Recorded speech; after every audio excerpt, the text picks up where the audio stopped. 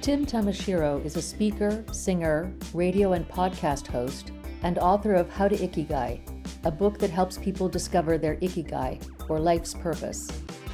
His own Ikigai is to delight.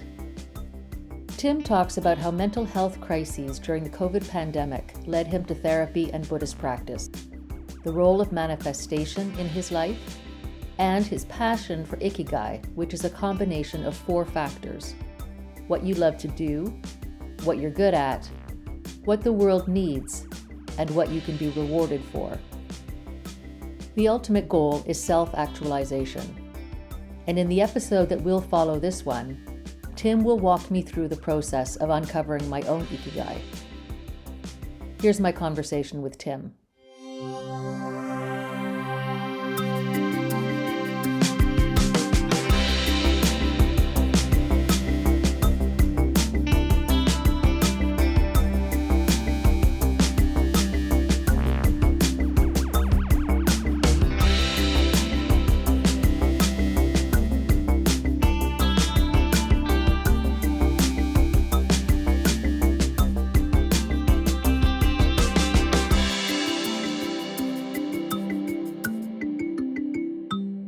Thank you so much for being willing to speak with me because I'm quite fascinated by your background and your path from jazz to radio to part-time monk, writer, speaker. So you're going to please tell me more about that. Yes. So I've had a grand adventure throughout my life, Sarah, and I feel quite blessed to have lived life this way. 2 of the key questions in life are, what is my purpose and how can I live my life with more ease, right?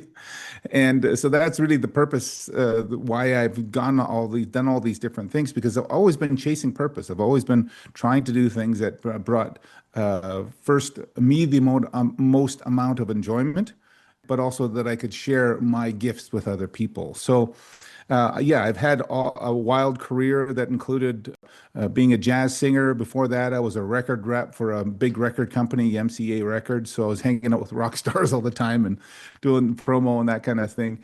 And then jazz singer for a number of years. And I've only just hung up my hat as a jazz singer. You know, I did it for 40 years, but I decided maybe that's something I can keep for when I'm going to be sitting in the rocking chair.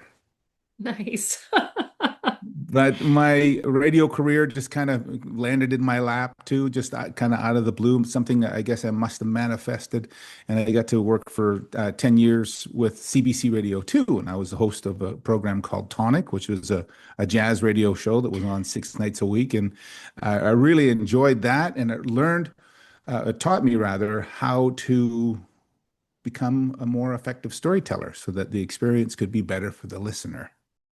And that's ultimately what the biggest gift that came out of that. And from there, all hell broke loose. It was during that time, I don't know if you remember this, but there was this time called the COVID pandemic. I don't know if that affected you at all, but Bits and pieces. Yeah, it affected so many people in so many different ways. And I'm compassionate about the fact that there was so much mental illness and so much, uh, maybe it's better to say so much less well-being that came along during that time. And everybody suffered in their own unique way. In my own unique way, I was consuming a lot of the algorithm and angertainment. And the 24-hour news cycle. There were things like Black Lives Matter that was happening at that time too. Remember, Stop Asian Hate. There was all sorts of just really, really, really tough things that were coming down the pipe, and I found that I was consuming so much junk that my brain started to kind of rebel. I was self-medicating. What happened after, a prolonged experience of all this negative impact on my mental health is I had 2 mental health crisis. Essentially, ended up in the hospital twice. And it was really concerning to my family, but also to me, obviously, that I had to do some good work on myself and come out of this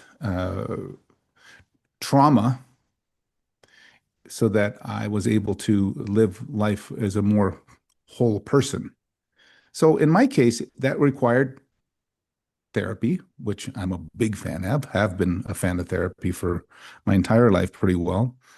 And I also turned to Buddhism because I saw Buddhism as a worthy tool, self-help program, if nothing else, that was 2,500 years old, but obviously it was something that really helped me understand the nature of my own suffering. And that was the biggest gift of all. And pretty soon that led me through the algorithm again to start getting a lot more notifications about monk videos. And then I learned about this organization in Thailand called Monastery that invites men to go to Thailand to ordain in English.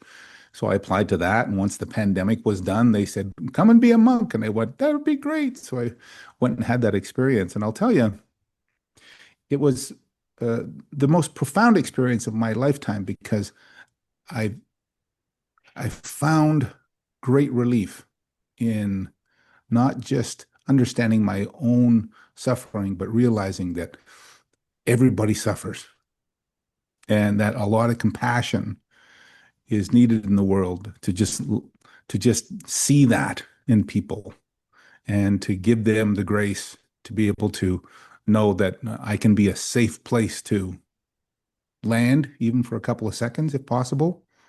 And it's changed my life. So, what does it look like today as a practice to be a part-time monk? What does that look like? Well, I call myself a part-time monk because monkhood is a day-to-day process. Uh, you don't necessarily have to wear robes for your entire life. In fact, most men in Thailand will ordain at some point in time during their life. It's a practice that is a sign of respect, a way to be able to say thank you to your parents for raising you and for bringing you into the world. Ordainment can last a day or can last for your entire lifetime. Mine was 30 days. It was a 30-day program. So I went through the whole process and lived in the robes and went through the monastic way of life for that time. And at the end of it, I realized that that was my bowl was full more than anything. So I disrobed and came into the world as a way of saying, look, I can still have that mindset as a healthy way of viewing the world and dealing with the types of suffering that I deal with. I just don't have to wear the robes or meditate for 4 hours a day or anything along those lines. This is not devaluing the experiences that the monks have. That's important for me to say. What I'm saying is that I was able to bring enough of that into my life so that it is really, really beneficial, and I lean on it 7,000 times a day. Just to go back for a minute, because you used the word manifesting when you talked Mm, about your transition from singer to radio host. mm, And I'm just curious. I mean, I would like you to talk more about what it means to manifest, but also if you also somehow manifested that transition to Buddhism. absolutely. I feel that the path that I'm on now, Sarah, is the path that I have been manifesting my entire life. I'm turning 60 at the end of September. All right. And I see my fourth quarter, if that's what you want to call it, as really the culmination of not only purpose, but of also greater wisdom in life, right? And I will never say that I'm the wisest person in the world, but I will say that I feel more complete now because of the life that has manifested its way throughout the first 60 years. And I'm a big believer in manifestation. It's happened to me throughout my entire life, starting just in early high school. I manifested the presidency of the student body. You know, I manifested my life in music in the way that I saw it would unfold. I always imagined that I might have a life in radio, and somehow that happened. I never really manifested monkhood per se, but I was always on search for greater clarity and more grace in just the way that I'm able to just deal with whatever is happening to me in the world. So yeah, I've spent some time talking with ChatGPT. ChatGPT is my best friend now because we talk all the time, right? I have to give it a name. But I went down this rabbit hole, and I'm fascinated by quantum physics and things along those lines too. Manifestation kind of ties into that. But I had read an article about how the universe is made out of mostly dark matter. And I said, so what is dark matter? And the answer that ChatGPT came back with it was that it is essentially information. And I went, oh, it's energy that is information. And this information is so complex and so filled with absolutely every unbelievable possibility that when I manifest something into my life, it's just collapsing that information into reality. I know this is all red pill, blue pill stuff, right? I think I get caught up in the practical side of, and this might not be quite what you mean by manifestation, but this idea that, or a little bit like the law of attraction too. So there's an element of being open to what's out in the world and allowing it to come, making space for it and allowing it to come to you, while at the same time, you're not meant to sit passively and just wait for things to happen. You have to sort of proactively be going after things, but it's not necessarily the thing that's coming to you. But at the end of the day, it probably was, but you didn't know it. And so that dynamic Yeah. of push pull, I find it very hard when I think about it in my own life. I'm like, I don't understand when to push because I tend to Hmm. be more of a pusher. So when do I Ah, stop pushing and allow uh-huh. that seesaw, allow things to come also as well as go for them? Yeah, the pushing is something that I have my own dance with, and I will push and I will sit and I will push and I will sit. But I know that certain things are going to happen in my life. I just I just have this belief that like I have this new book idea that I'm working on right now, and I've hired these consultants in New York, and they're pitching the book and all that kind of stuff. I have no doubt whatsoever that this is going to land in a place that is going to be able to help publish this book and send it out to the people that is going to send it out for. Now, does that mean it's going to be a big Simon and Schuster or a Hay House or whatever? I don't know. But if it does, it does. If it lands at a more medium-sized publisher, then that's where it's supposed to be. But I just know it's as far as I'm concerned, it's already happened. And I've been that way throughout my entire life. That whenever something is at the top of my mind, I already believe it's here. I feel like you're plugged into the dark matter. You're kind of like you're jacked into it. So you have some kind of, it feeds you somehow on some level of awareness that you know that these things are coming. And you know what part of it is that drives it is that I believe that it's impossible. And just the belief that it's impossible makes it possible. I didn't expect you to say that, Tim. I thought you would say the opposite, but okay. Okay, okay. And is there a Buddhist tradition around manifestation? Is there anything in that tradition that speaks to it? Well, there is a type of belief in craving and greed and delusion. Those are two of the main types of suffering: hatred, greed, and delusion. But greed is craving and clinging to things. A lot of the times that can cause us a great deal of suffering as well.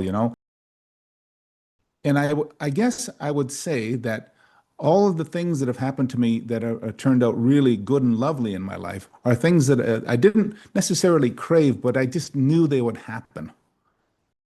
So it wasn't like I was, reaching for them and grabbing and grabbing and grabbing. No, don't get me wrong. I've done my own fair share of that. But those are the things that ultimately didn't happen at the time where they were supposed to happen, right? So I'll give you another example of how I've always believed that I would have a career somehow with cruise ships for some reason, which is, for a guy that's living in the flatlands of Alberta, not a lot of cruise ship activity in Calgary. But for some reason, I always knew that this would transform, this would actually, collapse into reality. So the day that I left the monastery, I disrobed and I was provided with my cell phone back because we didn't have any possessions when we were living at the monastery.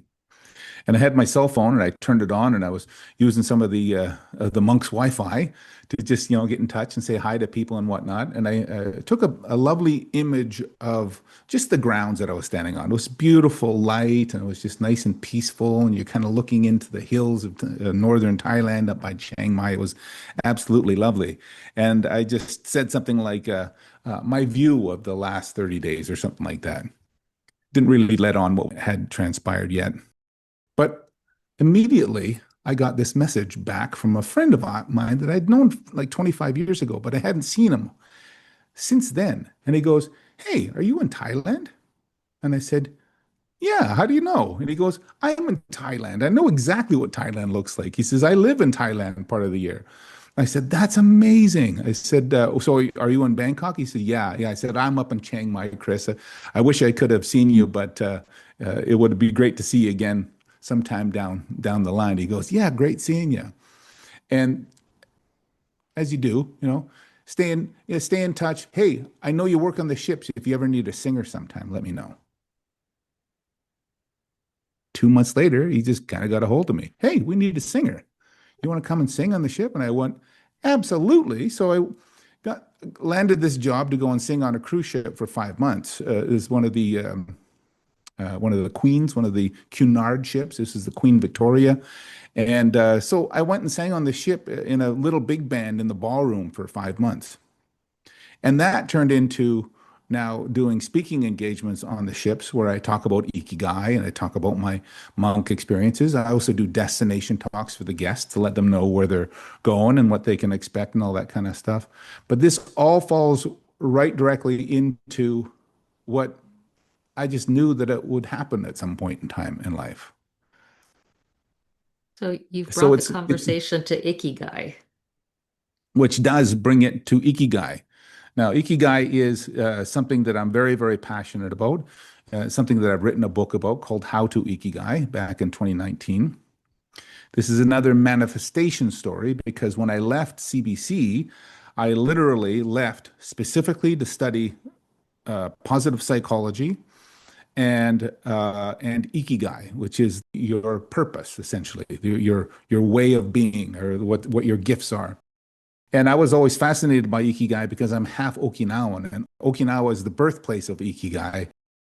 I'd only known about ikigai for about 15 years, but throughout my life, I've always had a sense that ikigai was part of my DNA. Purpose was part of my DNA, and I was very driven by that. So as it happened, I just got a hold of the local TED organization who holds a TEDx talk every year, and I said, "Hey, would you be interested if I did a talk on Ikigai?" And they said, "What's that?" And so I went in on an audition for them, and they said, "Yeah, come and do a TED talk on this." So I was doing this TED Talk, putting the speech together, and as I was writing it, I looked up to my daughter one day, who just happened to be in the kitchen. I said, "Kennedy, I'm loving this writing and creating meaning around Ikigai." I said, "Maybe someday I should write a book about it." She goes, "Yeah, you got to do that, Dad. Go for it." And I'm not kidding you, Sarah. The very next Monday, out of the blue, I get an email from a book publisher from Miami saying, "Hey, could you write a book about Ikigai for us?" Now, I'd done a couple of little, videos on YouTube about Ikigai. So that's ultimately how they found me. And I went, yes, of course I'll write a book about Ikigai. So that's where that book came from. Ikigai is a combination of four factors that include: what do you love to do? What are you good at? What does the world need? And what can you be rewarded for? That fourth one is a hard one for people to get their head around, because that includes both intrinsic rewards that you can get through feeling good and through doing something, sharing your gifts and getting thank yous in return, et cetera, et cetera. But it can also include extrinsic value as well. That include paychecks and status and, new motorboats, those sorts of things, obviously. But since that time, I've given these keynotes now around the world, literally right around the planet, about how people are just so lost in the concept of finding what their purpose is, and why there is so little tangible information about how to do this. So it's been really rewarding to be able to kind of bring this light to people and have them go, "Oh, so I have to research this. I have to put the work into it, gather the evidence for who I am. What is it that I love to do, and what am I good at, and how does it affect me in the world?" And it's been very ikigai lovely. My ikigai is to delight too, by the way. So that's the name that I've given my own, and I'm lucky to be able to do that on a regular basis. I like that. I like that a lot. I Something came up for me when you described the four elements. So it Mm-hmm. feels like the first two are more about me, Mm-hmm. who I am and what I'm good at, what's important to me. And then the other two, well, the fourth one is intrinsic and extrinsic, but the third one is how does what I do relate to the world? So it's between me, it's an interaction between me and what's outside of me. And then the fourth one also has this element of what value do I get from it in terms of I feel good about myself, it gives me confidence, it makes me very happy to help others. But there's also the very practical part of I am rewarded financially or in other ways that allow me to make my way in the world. And so I will say for me personally, I have a huge tension between the first two and the other two. And Mm-hmm. so how do you talk to people about, like, sometimes I get too stuck in the top two and I'm like, I'm figuring out what I love to do and what I'm good at. And part of me doesn't want to worry about if the world needs it because I need it. I need to do it. But I also Absolutely. need to be able to survive in the world and make a living. So I have a lot of tension, I feel, between those two. It's such a, that is the perfect word for it, tension, because everybody knows that we need to eat every day, right? In my keynotes, I tie the Maslow's hierarchy of needs into the keynote, and basically what that says is that we need to eat every day. We need safety and shelter. We need connection with people, and we need some sort of a boost to our ego, some sort of an identity that allows us to be able to thrive and be identified somehow, right? The top of the pyramid is self-actualization, and that's where ikigai comes in. The interesting thing about the human way of going through life by default is that we will always stick to the four bottom things and just deal with those things on an absolute everyday basis because it is essential. Think about one day without food, and it terrifies us, right? Think about a day without self-actualization, and we go, what does it even mean, right? So the way that I like to describe it is to say, look, figure out what you love to do and what you're good at, and just believe that the world needs you. Oh boy, the world needs Sarah so much, right? And when I say the world, I'm not talking about the entire planet. I'm not talking about 8 billion people. I'm talking about Sarah's world, your people, Okay, I like your that. connections, your business associations that you might have with people. People are attracted to each one of us for a specific reason. And we bring value to them somehow, whether it's by monetary value or whether it's just the type of gifts that we just share with people and we go, you know what? I really like hanging around with Sarah. And those things are just happen naturally. So I like to describe Ikigai as a boomerang of you doing more you, and you're throwing it out in the world, and the world sends back the boomerang going, hey, that was great, excellent, send more. So you throw it back out there, and you just do it 1,000 times a day or as often as you can. Once you name your Ikigai, this is the key. You come up with some sort of an identifier that shows a combination of, what you love to do and what you're good at, and put it into some sort of a term. It can be a verb, it can be a phrase. I like to prescribe that your Ikigai starts with the word to because it is an intention that we can do on a very regular basis. As I've mentioned, my Ikigai is to delight, but I've done Ikigai interviews with literally thousands of people now, and they're all over the place. One guest that I was guest on a podcast was with the actress Kate Hudson. You remember, Kate Hudson and her brother Oliver Hudson. So they have this podcast called Sibling Revelry. We went through this Ikigai interview and we figured out what their Ikigai was. And Kate's, rather, is to alley-oop. Now, what does alley-oop mean to the rest of the world, right? Well, she had this visual about saying, you know what I love to do more than anything, Tim? I love to be the one that has the basketball and I'm driving toward the net. And as I jump to make the layup, I pass the ball off to somebody else so that they can score. And it was her brother who said, oh, that's alley-oop. And once they kind of talked about it a little bit further, they realized that this is something that Kate is very good at and that she feels so good when it happens. And these are intrinsic rewards that she gets off of this, right?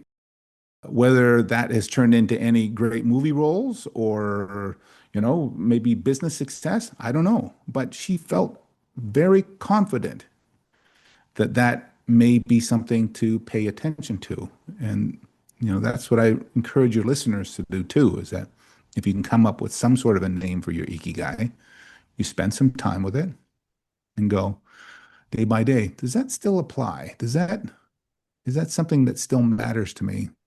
And if it is, then that's a pretty powerful indicator that you're going in the right direction.